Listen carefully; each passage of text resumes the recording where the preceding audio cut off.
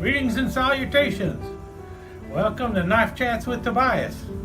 Okay, well, I ordered something new from the Swiss Knife Shop, and one of the reasons I was placing the order is because I found out about their stickers. Now, I originally found out about their stickers because they had an offer where you could get a free sticker if you placed an order. Unfortunately,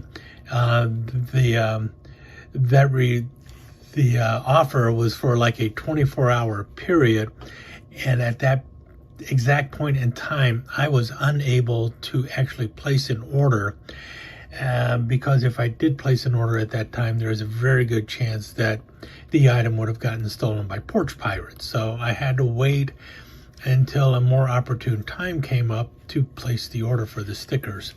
Now, I don't know if I had anything to do with these stickers or not, but I do know that for about the last 2 years, I have been pestering the Swiss Knife Shop saying, how come you guys don't have stickers with your orders like some other places do? You know, DLT does stickers, SMKW does stickers. Why don't you guys do stickers? And they were always polite and said, we just have never gotten around to doing anything like stickers. And then these stickers show up. Now, they're not free. You actually have to buy their stickers. And to date, this is the only sticker that I'm aware of that they have. But it's a pretty cool sticker. It features their bear, their Swiss Knife Shop bear, and that does all sorts of things. And well, as you can see, I bought 2 of them because I bought one for the sticker collection and one because I want to stick it somewhere. And there's a very good chance that in the future I will pick up some more of the Swiss Knife Shop stickers, even though they you actually have to buy them. Maybe in the future I will be in a better situation so that the next time they're offering free stickers with an order, I will be able to get a free one. But anyway, I got a new knife along with the stickers, and well, the more I think about it, I'm wishing I would have bought a different knife, one that actually was one of their bear knives. But what I got was their Bantam Alox, and this is also a SKS exclusive, and it's a pretty good knife. I mean, how could I not say it's not a good knife? It's a Swiss Army knife, and it's in red Alox, and that's really the reason I picked it up, because I collect red Alox knives. So why am I a little bit disappointed? Well, because it is just the Bantam, and the Bantam is really kind of a boring knife, I gotta tell you, and especially this one. The Bantam, there's 4 versions of the Bantam. There's the Alox Bantam, and then there's the Celador Bantam. Now, the Celador Bantam is the same as the Alox Bantam. The only difference is, well, Celador means that it also has the toothpick and tweezers. The Alox version does not have the toothpick and tweezers. So those are the 2 versions that you have. And then each of those versions can also have the key ring on the end here.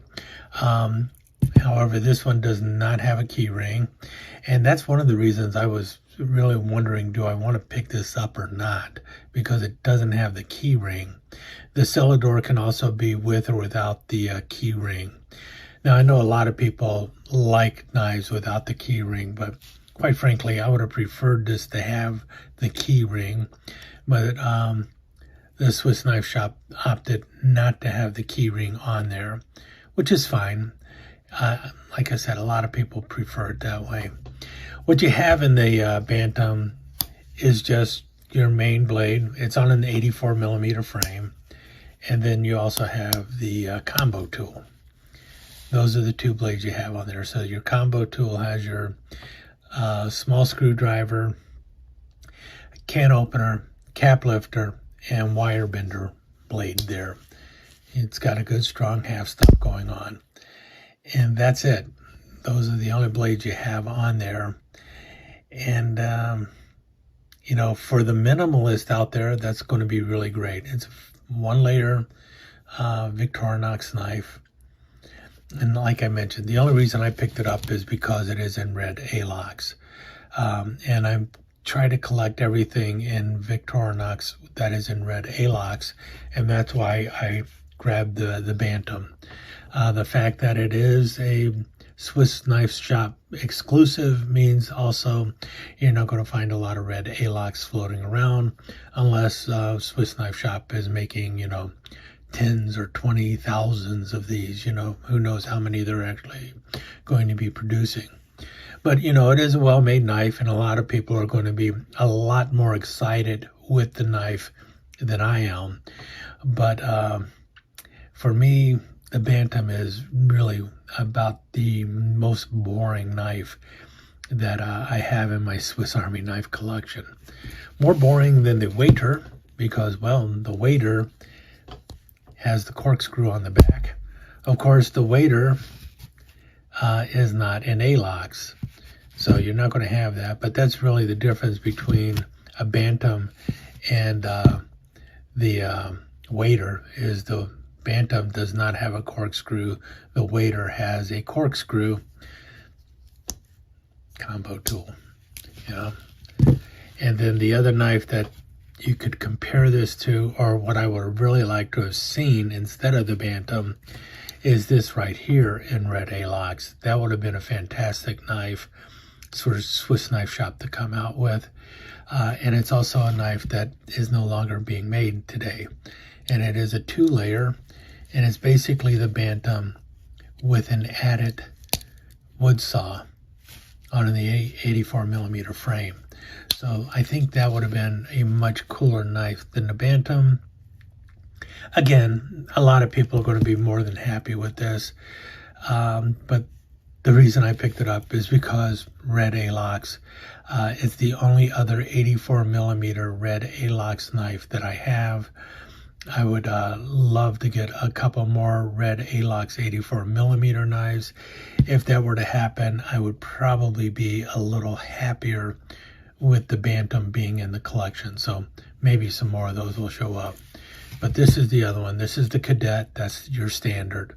And my Cadet has the old style nail file with the stippling going on, which I really like. So at least I got a really nice one of those, and I got this. But it's really odd because I got a new red Alox 84mm knife. This knife should have really got me excited, but I was more excited about the stickers that came with it than the knife. I know that's going to be me and not a lot of other people, and I kind of expected to feel a little down with this knife when it came, simply because I was aware of what was on the Bantam, and there's a reason I've never picked one up in either the silver Alox or the Celador, and it's because it's just it's kind of a boring knife. But sometimes that's all you need, is a boring knife, and one that has a cap lifter, screwdriver, can opener on there. But I would much rather have a different blade on there. I would much rather have the like the package opening blade. Of course, this can open packages as well as the package opener. I wouldn't mind having the little hawkbill blade on there, or like I mentioned before, the saw from the Walker would have been nice on there. A Walker Alox would have been good, especially a red Alox Walker. But as it is, it's the Bantam, and it doesn't even have the key ring. Any case, as you can tell, I'm not over enthusiastic about the knife. The only reason I bought it, though, was because I was collecting everything in red Alox, and now I'm questioning my sanity in trying to do that. So maybe, if nothing else, it has cured me of wanting everything in red Alox. But if I find better things in 84mm red Alox, maybe my opinion of that will also change, because then I'll have a larger collection of red 84mm Alox. Knife collecting is a hobby that can drive you insane if you're not already insane. Okay, before I actually get to the slides on this knife, I thought I was imagining something, but I'm not, and it has to do with the combination tool on this knife. This is the Bantam. It's a single layer, so the combination tool and the main blade are working off of the same spring, and that is similar to what you have here on the waiter's knife, you know. And also, when you think about it, it's the same as what you have with the Walker, that the combination tool and the main blade are working off of one spring. But something strange happened with this one, and I don't know what it is because, well, when I open this one up, you can see it opens and closes fine. There's no rubbing or anything. And same with the Walker here. Matter of fact, the Walker even has a little more space because the blade can be moved over a little bit. But for some reason, I thought I was imagining something, but I wasn't. Every time I went to open the combination tool, it felt like it was catching the blade right here. And sure enough, it actually does. Now it's going to pop free in a minute, but you can see that it actually catches because the blade moves over. And so, you hear that? Now, part of the reason for that is this is a custom build for the Swiss Knife Shop. So this is not being made like the typical, like this knife would have been made. This knife is not, very little of this knife is done by hand. This one, I think, is actually being made by hand in the Victorinox factory, and that might be the reason this is happening. Now, if you just open the knife, you're going to feel it click, and then when you close it, you're going to have it drop. But as you can see already happening,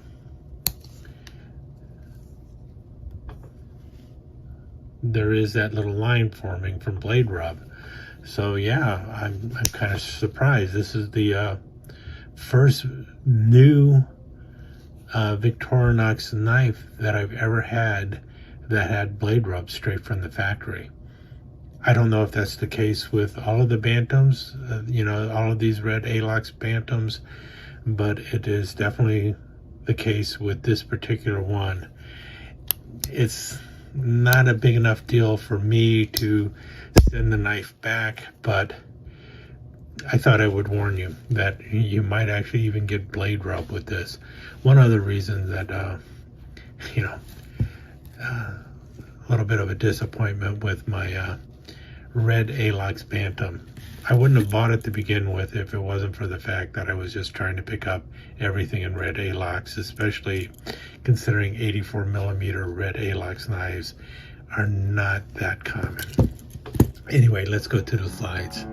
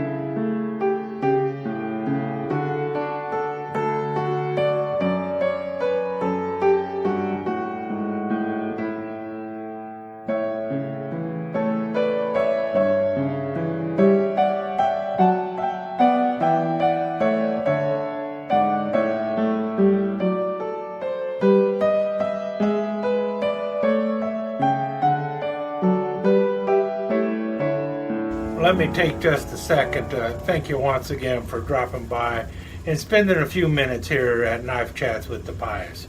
I really do appreciate it, and I do appreciate any comments that you leave. So please remember to give me that thumbs up, and also don't forget to subscribe and ring that notification bell so you'll know when the next episode is up and running. Thanks again for dropping by. Really do appreciate your time here.